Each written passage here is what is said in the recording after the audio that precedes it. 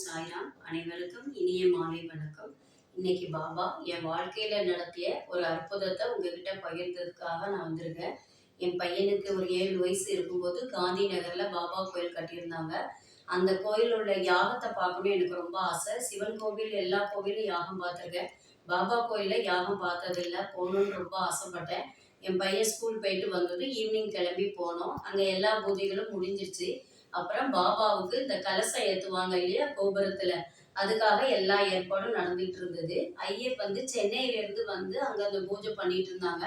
நிறைய என் வயசு பசங்க நிறைய, என் பையனுக்கு 7 வயசு, அதே மாதிரி 7 வயசு 6 வயசு குழந்தைங்க, நிறைய குழந்தைங்க நின்றுட்டு இருந்தாங்க. அப்போ அந்த ஐயர் சொன்னாரு, இந்த கலசத்துல போடணும், அதுக்கு நீங்க யாராவது வாங்க அப்படின்னு சொல்லும் போது அந்த கோயில் நிர்வாகிக்கு 95 வயசு, அந்த அம்மா ஹஸ்பண்ட் ஒய்ஃப் 2 பேருமே நல்ல அழகா இருந்தாங்க. அவங்கள போட சொல்லும்போது அவர் சொன்னாரு, இல்ல எனக்கு வயசு வேணா ஆயிருக்கலாம், ஆனா அனுபவம் அந்த மாதிரிலாம் எனக்கு பெருசா எதுவும் இல்லை. யாகம் பண்ண பூசாரி தான் இந்த கலசத்துல முதல்ல நிரப்பணும் அப்படின்னு சொன்னாங்க. இப்போ பூசாரி சொன்னாங்க, நான் யாகம் பண்ணலாம், மந்திரம் சொல்லலாம், ஆனா நான் பண்ண முடியாது. பாபா மாதிரியே இருக்கிற ஒரு குழந்தை தான் ஃபர்ஸ்ட் இந்த கலசத்துல அந்த நவதானியங்களை போடணும் அப்படின்னு சொன்னாரு. அப்போ அங்க இருந்த பெரியவங்க எல்லாரும் கேட்டாங்க, பாபா மாதிரி எந்த குழந்தைங்க இருக்கு அப்படின்னு. நீங்க நல்லா பாருங்க தெரியும் அப்படின்னோடனே எல்லா குழந்தையுமே ரொம்ப அழகா கியூட்டா சூப்பரா இருந்துச்சு. யாருக்கு என்ன குழந்தைன்னு தெரியல. அப்போ அந்த ஐயர் பின்னாடி திரும்பி பொருட்கள்லாம் எடுத்து வச்சுக்கிட்டே தான் பேசினாரு. முன்னாடி அவர் திரும்பவே இல்லை. அப்போ அவர் சொன்னாரு, மஞ்சள் கலர் டிஷர்ட் போட்டு ஒரு பையன் நிற்கானா, அவன் தான் நிரப்பணும் அப்படின்னு.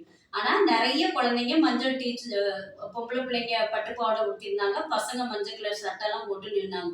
ஐயா, எல்லா குழந்தையுமே ஒரு 4-5 குழந்தைங்க மஞ்சள் சட்டை போட்டிருக்கு, நீங்க எந்த குழந்தைய சொல்றீங்க எனக்கு தெரியல அப்படின்னு சொன்னோன்னே அவர் திரும்பி என் பையனை காட்டினாரு. இந்த பையன்தான் கலசத்துல இந்த நவதானியத்தை போடணும்னு. அப்போ நான் வடிச்ச ஆனந்த கண்ணீருக்கு அளவே இல்லை.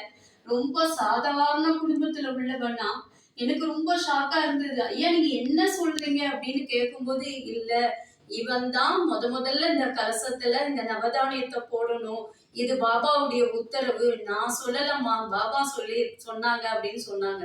டக்குன்னு சொல்லி என் பையனை கூப்பிட்டு அந்த நவதானியத்தை